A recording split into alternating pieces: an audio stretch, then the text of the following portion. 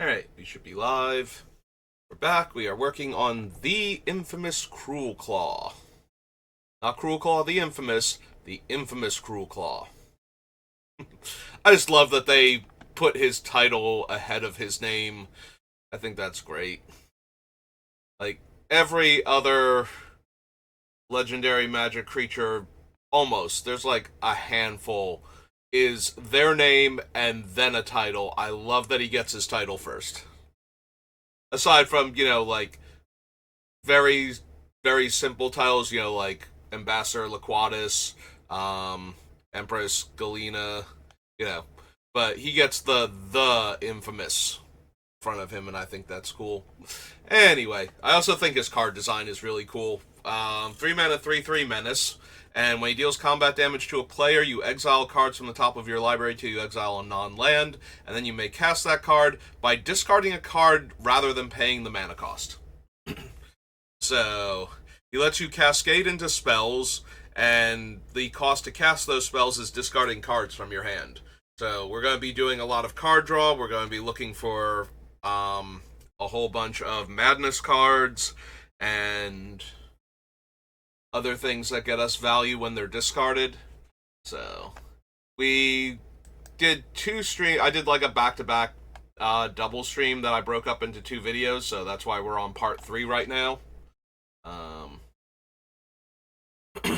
but yeah, so we finished with the various annual commander sets, the ones that use the year they were released to denote them.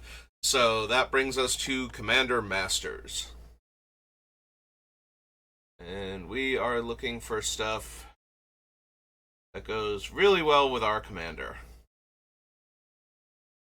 Yeah, we're not actually cascading, unfortunately, so Aurora Phoenix doesn't work.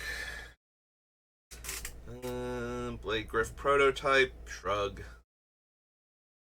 Blasphemous Act can already be cheap. I don't need to cast it for free. Also, if I'm going to cast the big splashy mass removal spells for free, I definitely am looking more into Decree of Pain or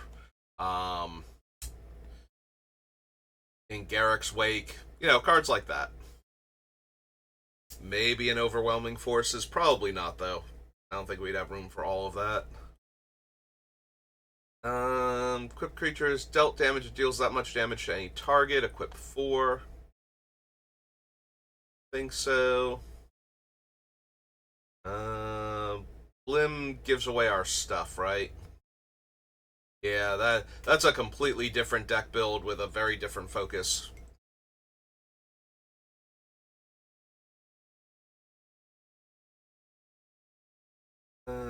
Yeah, another Cascade spell.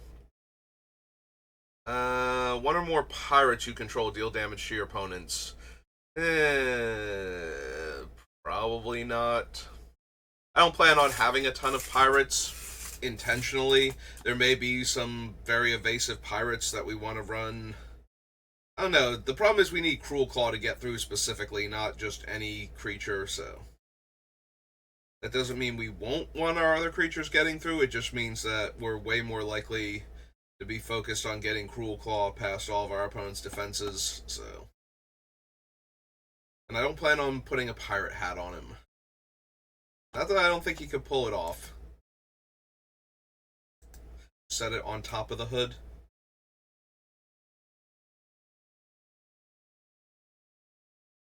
Coastline Marauders, no. Force of Recruiter, don't think so.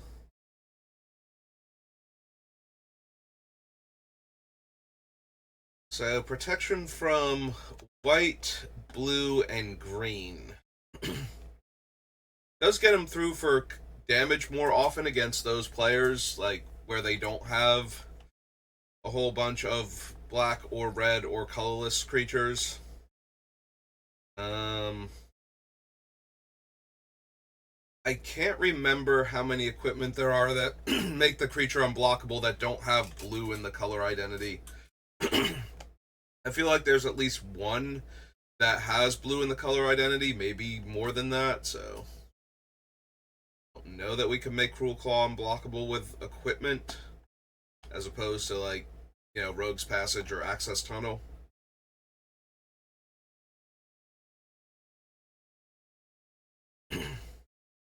I mean, it's fine to have on him. A lot of the times I put Commander's Plate on the list and then I wind up cutting it because the equipment that we have that makes him hard to block um, just does a better job of it than giving him protection from three other colors. Usually the biggest factor for wanting Commander's Plate is if it gives protection from white, black, and red. I think are the best three colors if you're going to have a two-color commander. Obviously, the best thing is to have a colorless commander and slap this on it, and then you're protected from everything except other colorless cards. But past that, I think being protected from the three main removal colors is better than being protected from the steel bounce color and the I'm just going to overwhelm you with bigger creatures color. I guess we can still put it on the list though. Commander's Plate. The 1-drop artifact.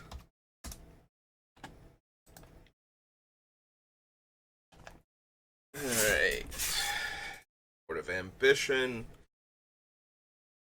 At the beginning of your upkeep, each opponent loses 3 life unless they discard a card. If you're the Monarch, instead each player or each opponent loses 6 life unless they discard 2 cards.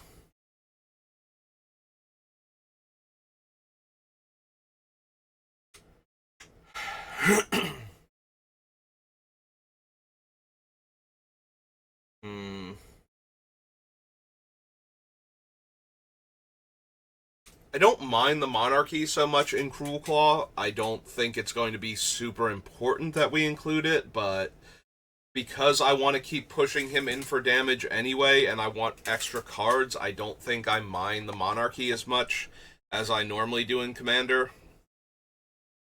So I could see Court of Ambition and Court of Ire.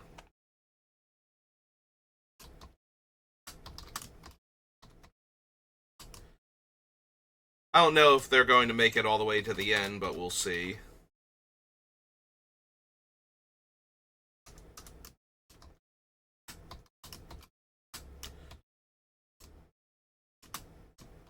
It does not hurt that the two of them work pretty well together, one dealing a ton of direct damage and the other one dealing a ton of direct damage unless they discard their hand.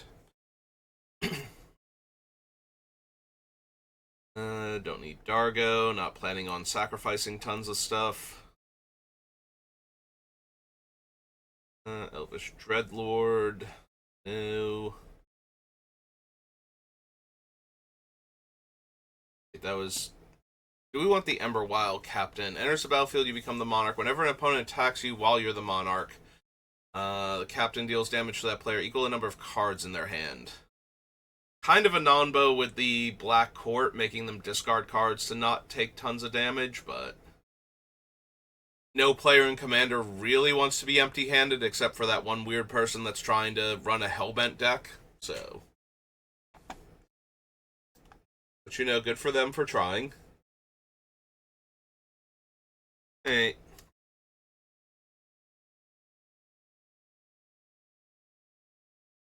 Wild Captain. It's 3 and a red for a Jin Pirate. Or 2. Yeah, again, I don't know that I want all of the Monarchy stuff, but I don't mind it as much in this build, so... We'll have to see if I actually want it when we're all done, and if we have room for it. He already has Menace. I don't mind giving him Death Touch, but... I think we can do better than a source of Death Touch that suddenly goes away in the middle of combat because of creature removal, and then my commander also gets eaten. Because now he's not Death Touching his way through the opponent's army.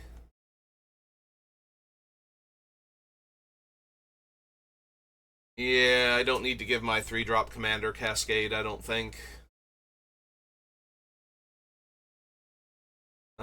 All creatures can attack your opponents and planeswalkers your opponents control as though those creatures had haste.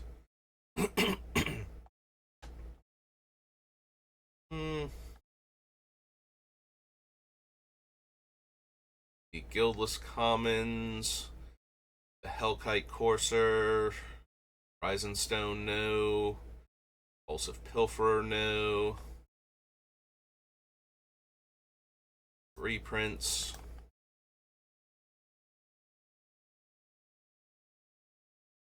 Come on, you can do it. Go to the next page. Jessica. Choose target creature until end of turn. If that creature would deal combat damage, it deals triple that damage instead.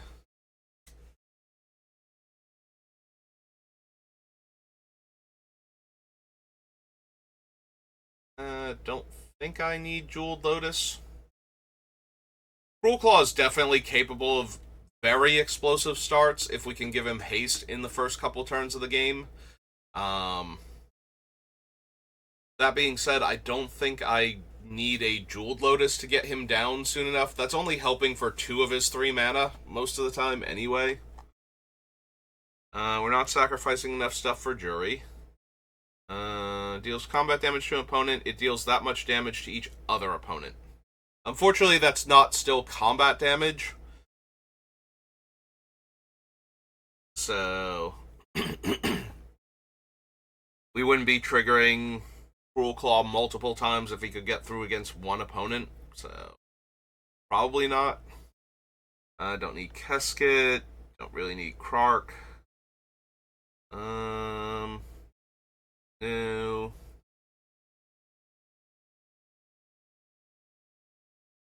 Or another elf dies. No. Don't know how many tokens I'm making, so probably don't need Nadir or his Nightblade.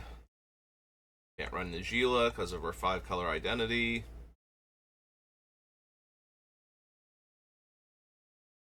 Don't really need the Nightshade Harvester. Do I want Opposition Agent in this deck? Not really. Like, I don't need him. Opposition Agent is more one of those cards you run because you hate your opponents and you want them to be miserable. Now, granted, I have no problem slamming an Opposition Agent and co-opting your Demonic Tutor. I just hate the idea of I'm the person that runs like all the fetch lands they can run, and having somebody ramp into an Opposition Agent and steal my lands is one of the worst feelings. Fortunately, not a lot of people run it outside of like competitive EDH, I don't think. I don't even know if he gets run in competitive, honestly, but I don't see him in a lot of casual games, so. Sacrifice each other creature you control, discard 2 cards, sacrifice Plague Reaver, and then put it back into play under an opponent's control. No.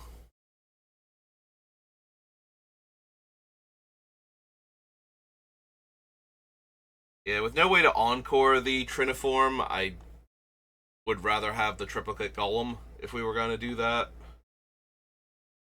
2 target players exchange life totals. You create an XX colorless horror where X is the difference. Yeah, that one's so all over the place with power level. Like, we could flip it up super early when everybody's kind of at 40, you know, except for the person I just hit, and now I'm making a 3-3, and you're at 37 and you're at 40. Yeah, that doesn't seem great. Rakshasa Debaser.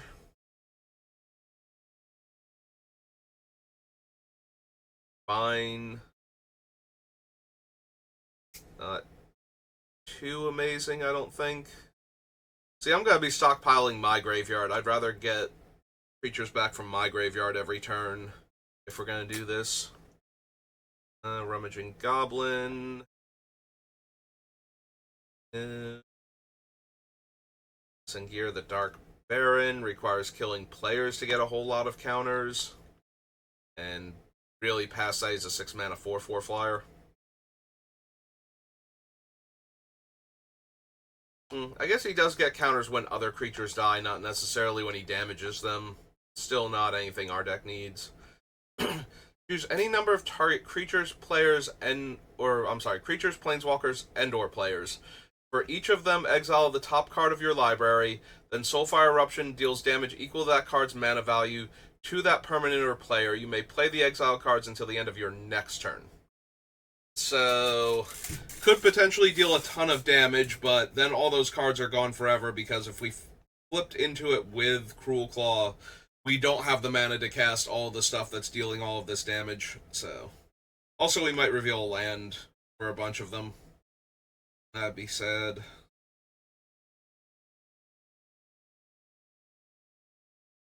Staunch Throne Guard, Stone Quarry, Sunforger, reprints. Nope. Okay, on to the next page.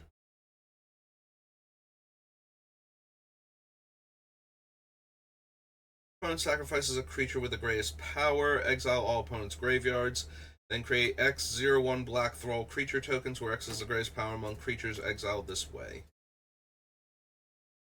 Yeah, I don't really have a use for the thrall tokens, and if I'm not flipping this up with Cruelclaw, I don't know that I want to cast a 5-drop Edict most of the time, so create 2 thralls. You may sacrifice another creature or planeswalker. If you do, draw 2 cards, then draw another card if the sacrifice permanent was a commander. -10, gain control of all commanders, and put all commanders from command zones into play under my control. Shrug.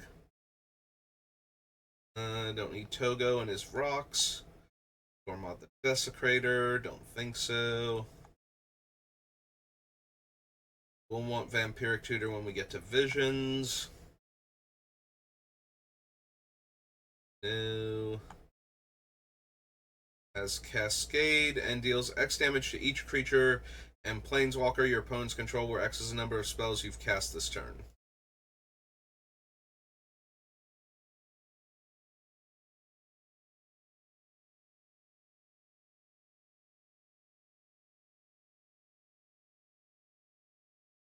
Like, even if I cast this and Cascade in, like, if I cast a spell during the turn, attack with Cruelclaw, hit, discard a card to cast this, and Cascade into another spell, I'm dealing 3 damage, which is great for killing planeswalkers, not so much for killing creatures in Commander.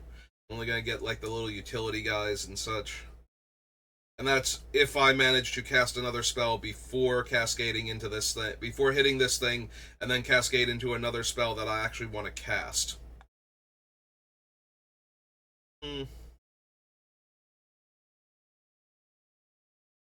Contact you or planeswalkers you control. Right. The vows. Wheel of Misfortune. Probably not. Wild Celebrants, rather, not Celebration. Word of Seizing. Nope. Okay. Commander Legends. Now to Baldur's Gate.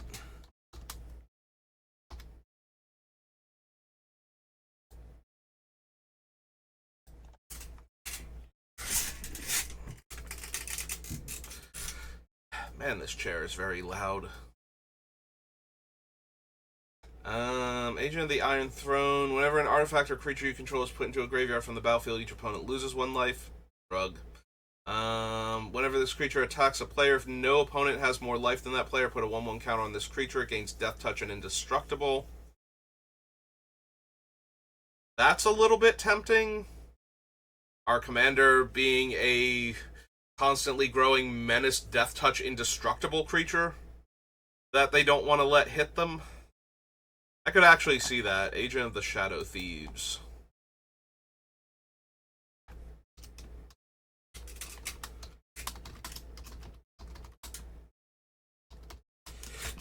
Is one, oops, 1 in a black for an enchantment.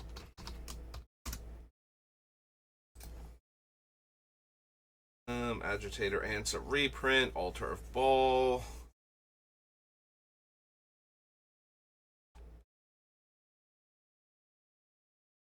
When Amber Gristle Maul attacks, you may discard your hand. If you do, draw a card for each player being attacked.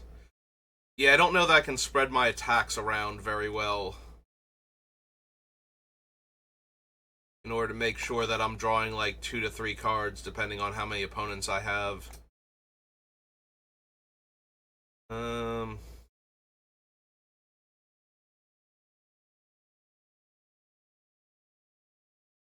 Would not mind Ancient Brass Dragon, both as a thing I can flip into and as a way to get back cards I've discarded. Plus, being able to reanimate our opponent's graveyard is also fine. Maybe.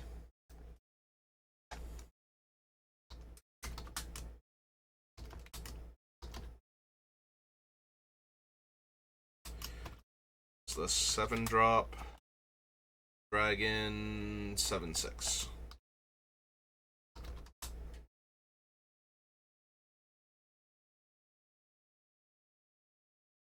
Yeah, I don't think we need Ancient Copper. Like, it's fine.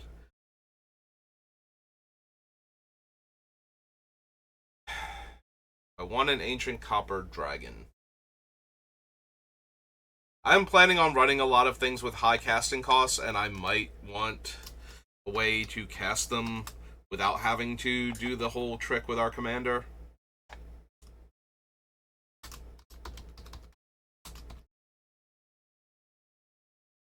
Or red dragon 6/5. That being said, we might not bother with it. Like, I don't need treasure specifically, so don't need the thirst. Target player mills 2 cards, draws 2 cards, and loses 2 life. For Phoenix again, Avatar of Slaughter. Creatures your opponents control with power less than this thing's power are goaded. Whenever a goaded attacking or blocking creature dies, you create a treasure. Attacks or dies, choose one or more. Each mode must target a different player. Draws 3, discards 3 at random. Sacrifices a non-token artifact. Deals damage to target opponent equal to the number of cards in their hand.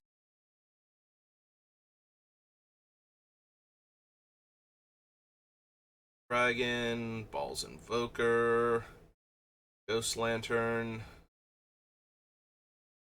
Black Market Connections. Probably not for this deck. Destroy all creatures. For each non-token creature destroyed this way, create a tap treasure token. Yeah, I'd rather draw cards than make treasure, honestly. I'm gonna play 7-drop, kill all creature cards. 7+ drops. I'm pretty sure Decree is 8. You take the initiative. Yeah, I'm gonna need to double check what the initiative does for me, because I don't think I super care about it in comparison to the Monarchy. Goad creatures goaded creatures your opponent's control can't block. Whenever you cast a non-creature spell, goad target creature an opponent controls.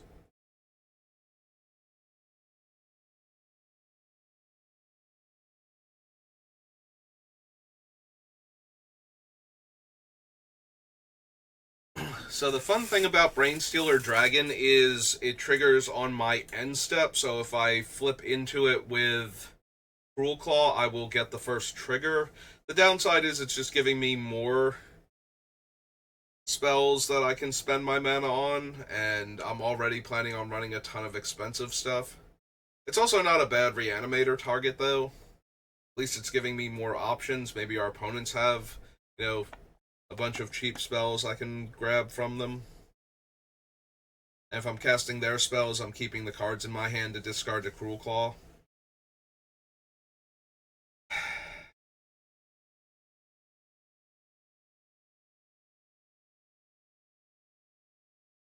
Alright, we'll consider it at least.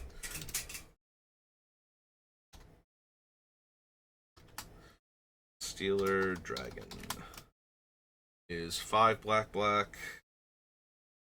Dragon Horror. It's a 6/6. Okay. Fresh Taunter's a reprint.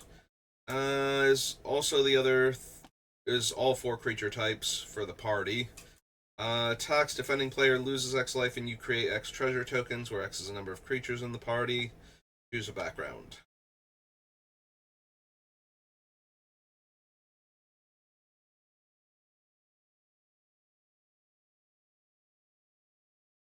Calculating Lich. Each player secretly chooses a creature they control and a creature they don't control. Then those choices are revealed. Destroy each creature chosen this way. Yeah, no.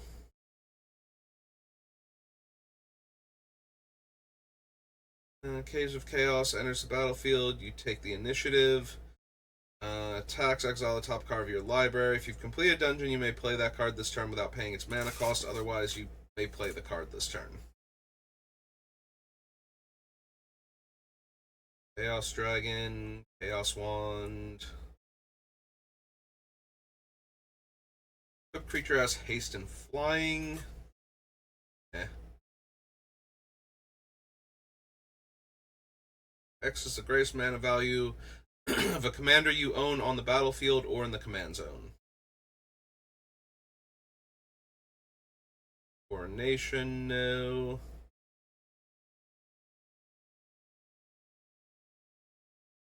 No. This creature gets +X+0, where X is the number of creature cards in your graveyard. No. Do not need Cultist of the Absolute, although it will make absolutely sure that Cruelclaw Flying Menace Death Touch. He is trample away from, yes, I'm going to deal combat damage every turn. Fortunately, that whole sacrifice a creature thing gets pretty annoying pretty fast. Enchanted creatures, or enchanted players attacked. Takes gold tokens. Don't think so.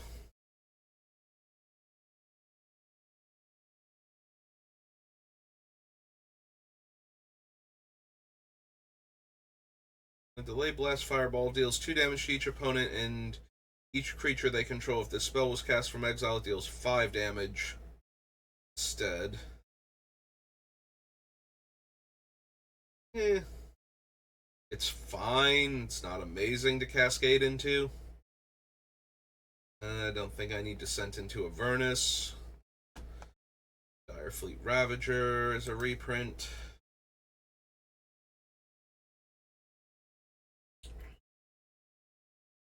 Mimic, no. Forum, no.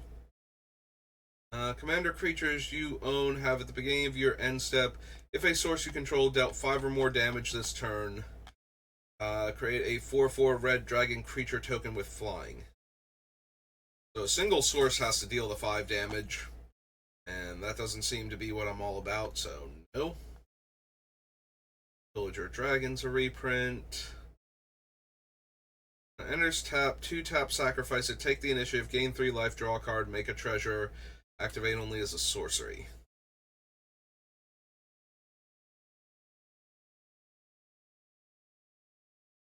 Yeah, that's an additional cost to cast, so bypassing Dustmangler's casting cost isn't really helping me.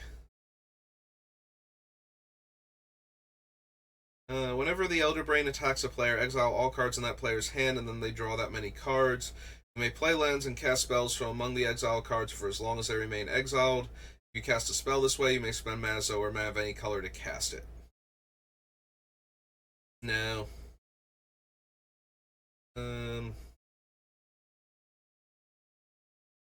Eldritch Pact. Dragon. Reprint. Amethyst Dragon. Faceless one, no. Enters the battlefield, gain control of target creature you don't control until end of turn. Untap it, gains haste and myriad.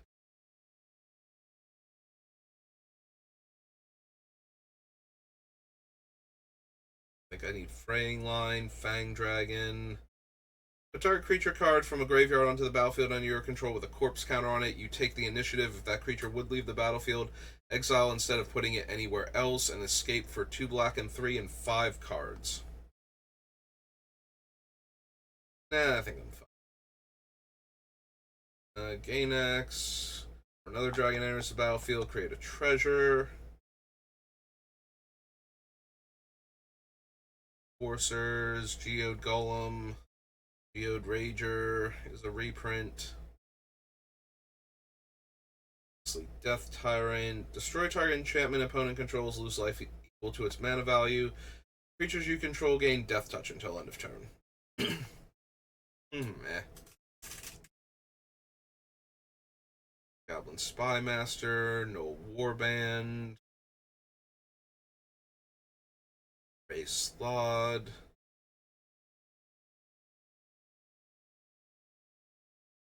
No. Dies if it wasn't blocking draw card. Peter got True Soul Zealot.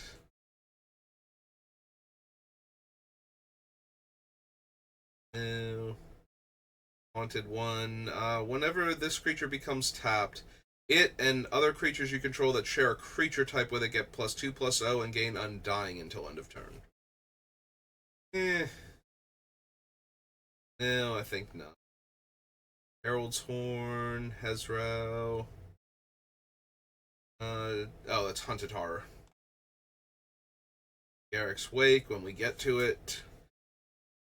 Don't need the Artillerist. I'm not planning on making a ton of artifacts. Top 3 cards. Till the end of your next turn, you may play them. Make 3 treasure. Enters the battlefield. Target creature opponent controls can't block this turn. Goad it. Steals a card from each player's hand. I can play those cards.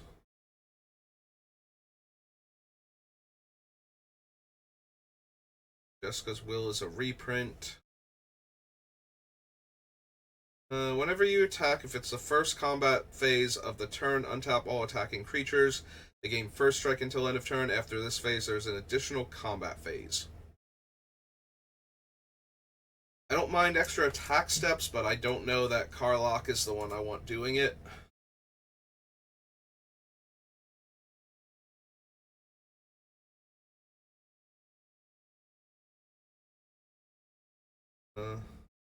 Cultist of Tiamat. Whenever you cast a non-creature spell, target creature gets +X/+0.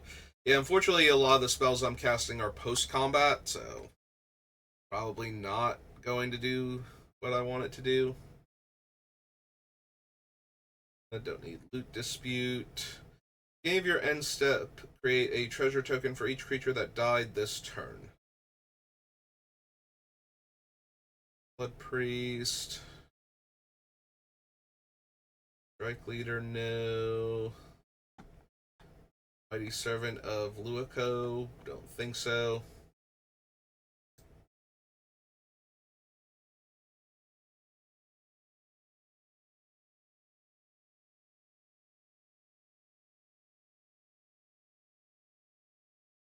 Oh, it's from Battle Bond originally. I did not recognize that thing.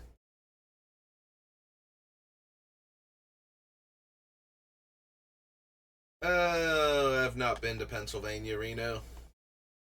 Not recently, anyway. Last time I went there was 2005? 2004?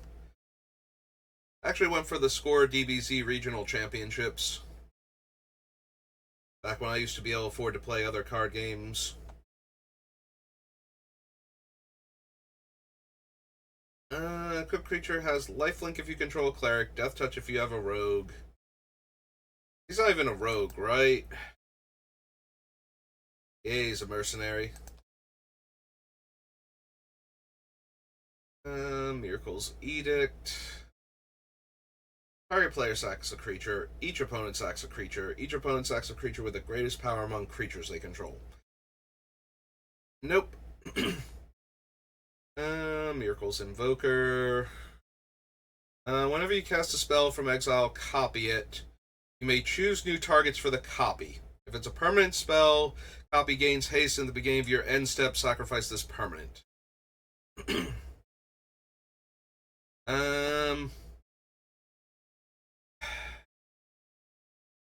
So the biggest downside is that now Feshni is going to copy the thing post-combat, so permanents I flip into getting doubled don't matter, except for there comes into play abilities, which might be fine. Depending on what spells we're flipping into, probably also okay. Yeah, I think we'll take the Now Feshni. Oops. What did I just click on? Like, nothing? Okay, good. Alright, so Now Feshni is NALFESHNEE and is 5 and a red for a devil. Nope, Beast Demon. Right, it's a chaos creature. Beast Demon 4/6.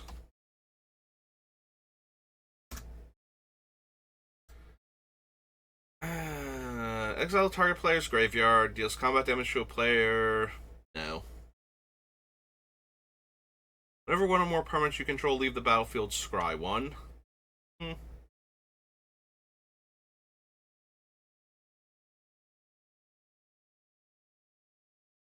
need the Nemesis Phoenix. When this dies, roll a d20, draw a card, lose a life, draw 2, lose 2, draw 7, lose 7. No, I don't think so. I used to read a lot more. A lot of them have ended or their creators have stopped updating.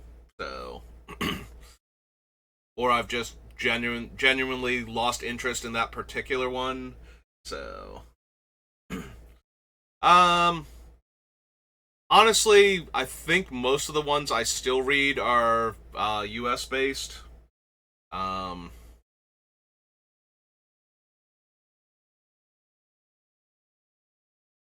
Oh yeah, no. The webcomics is actually people that only post comics online, not people that not like the online versions of existing comic books. So yeah, no DC, no Marvel, IDW, or any of them. Yeah, no. The webcomics is like Penny Arcade and um, Order of the Stick and all of those.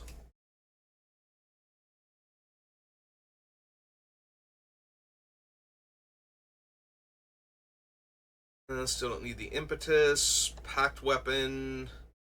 I don't lose the game for having 0 or less life. Yeah, that thing will still kill me though once my commander goes away.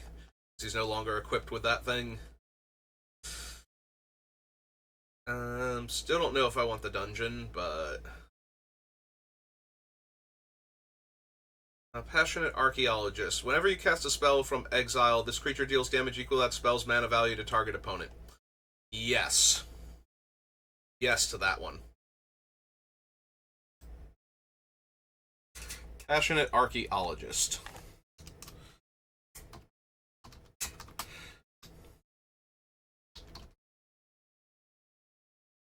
EOLOGIST.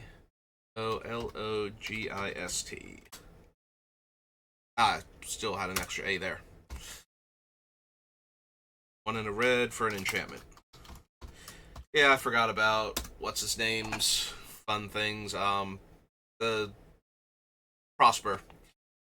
Prosper having like all these fun toys in the follow-up set, which means they go great with our little guy over here because I get to cast them directly from exile.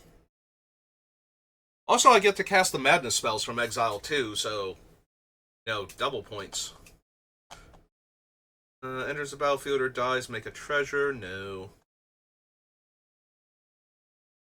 Lights a reprint. Commander creatures you own have whenever one or more creatures you control deal combat damage to a player, go target creature that player controls. Nope. Other demons, devils, imps, and tieflings get +1/+1 and have lifelink. If a creature card was put into your graveyard from anywhere this turn, make a 1/1 devil. Nope. Take the initiative. Dies, exile with a hit counter on it. When it attacks, if you complete a dungeon, loses 1 life for each card they own in exile with a hit counter on it. Go in. You say... if you have the initiative, create a treasure. Create 3 if you've completed the dungeon. Don't need Sayervok.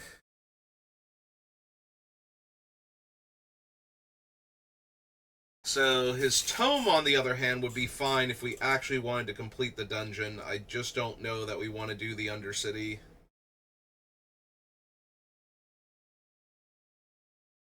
A Sign of Hallister. First time you would draw a card each turn. Instead, look at the top 2 cards of your library, put one of them in your graveyard, the other on top, then draw a card. Nemesis, Shadowheart. Draw X cards where X is that creature's power. Nope. Shiny Impetus. Beginning of combat, mill card. When you do, if there are 4 more creatures in your graveyard, put a 1/1 counter on target creature you control against Death Touch. Rug. Sacrifice another creature or artifact for each opponent you mill a card, then return that card from your graveyard to your hand unless that player pays 3 life. Nope. Bellport Merchant reprint, Solemn Doom Guide. It's the cares about the full party thing. Spectacular Showdown. Put a double strike counter on target creature, then goad each creature that has a double strike counter put on it this way. Overload for red or 4 and 3 red. Don't think so. Take the initiative. Tap target creature gains menace and haste. Strategies of reprint. When you cast an instant or sorcery spell this turn, copy that spell X times. May choose new targets for the copies.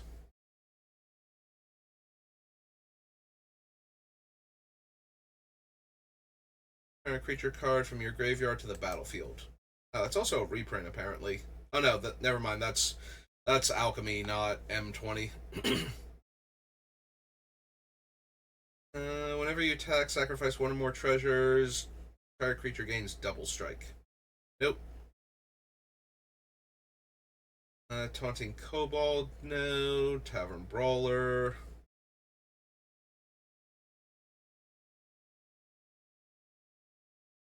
Probably not. Royal Hellkite's a reprint. Thunder Dragon. Port the Grave.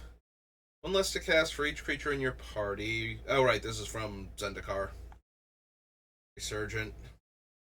Fanatics, Trailblazer's Torch, Treasure Keeper. Powers equal a number of crabs, oozes, and horrors. Exile up to 1 target creature card from your graveyard. If you do, create a token that's a copy of this thing. Okay, so you can only venture into the Undercity. Search your library for a basic land, reveal it, put in your hand. Put 2 1/1 counters on target creature. Scry 2. Make a player lose 5. Go target creature. Create a treasure. Draw a card. Create a 4/1 black skeleton creature with menace. And reveal the top 10 cards of your library. Put a creature from among them onto the battlefield with 3 1/1 counters on it. Gains hexproof until the end of your next turn. Then shuffle.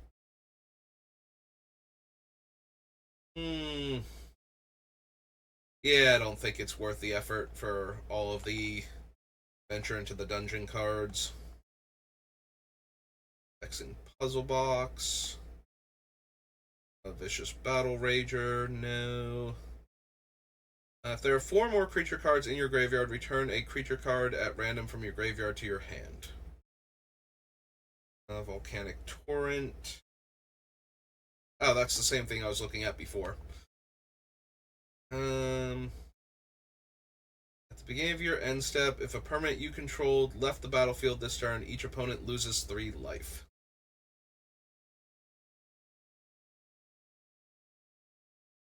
Warehouse Thief. 2 tap, sacrifice an artifact or creature, exile the top card of your library. No.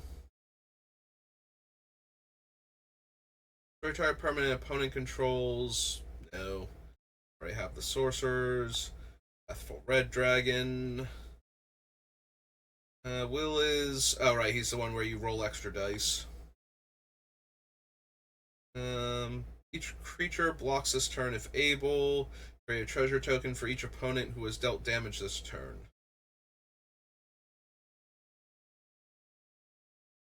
Alright, we have made it through the massive pile that is Commander Legends Baldur's Gate. because it can't be bothered organizing by set number. Hey. Alright. So that leads... Oh, wait. We need to do Commander Masters on Scryfall. So black, red... For much the same reason, but at least Commander Masters, I know how the thing is organized, so I can find the new cards. So we organize by set number.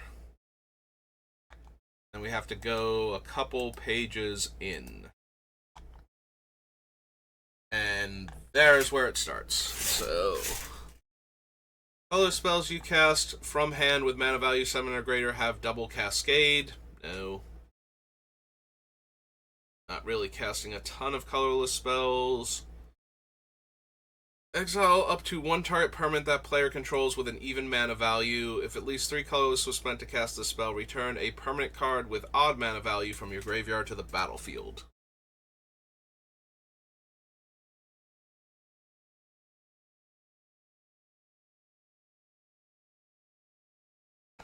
Oh god, if we hit Desecrate Reality in the early game, it would just exile lands from each opponent. Up to one target permanent that player controls with an even mana cost.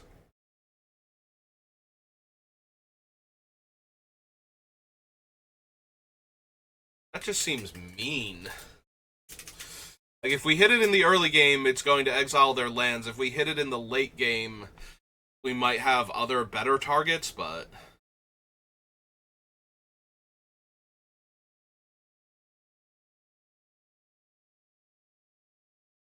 Oh yes, let's cascade into Rise of the Eldrazi. 9, 10, 11, 12 mana. Can't be countered. We get to destroy a permanent, draw 4 cards, and Time Walk.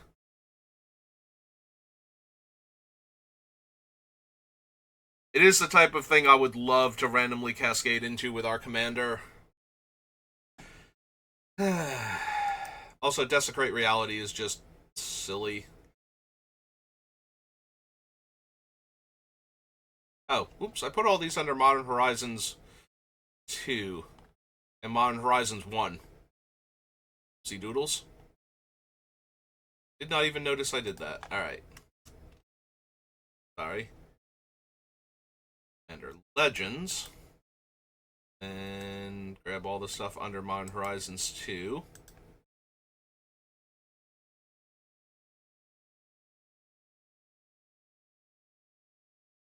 Under Battle for Baldur's Gate. Didn't even notice I did that. Okay, then we scroll down here for the commander decks. Alright, so Desecrate Reality.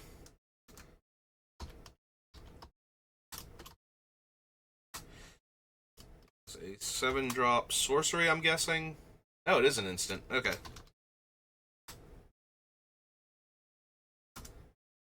And Rise of the Eldrazi. Yep. Is how much colorless before, or how much generic before the colorless? 9. 1, 2, 3, because it was a 12-drop. And that one has to be a sorcery. Yep.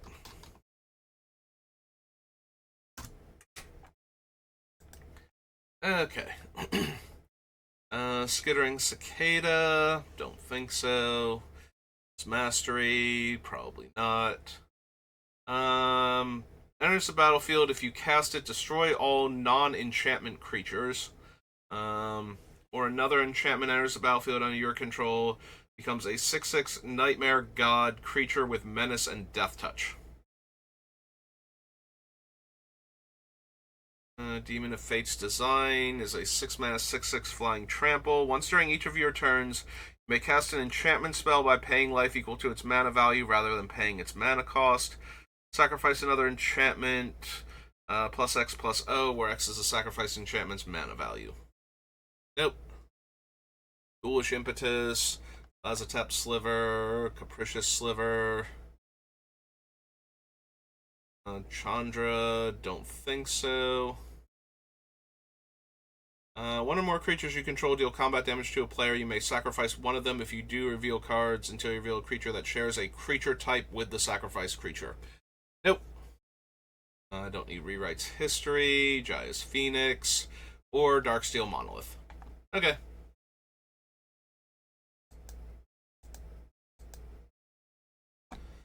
Why I'm backtracking there. Alright, and we are at the 50-minute mark, so we made it through all of the incredibly frustrating Commander sets.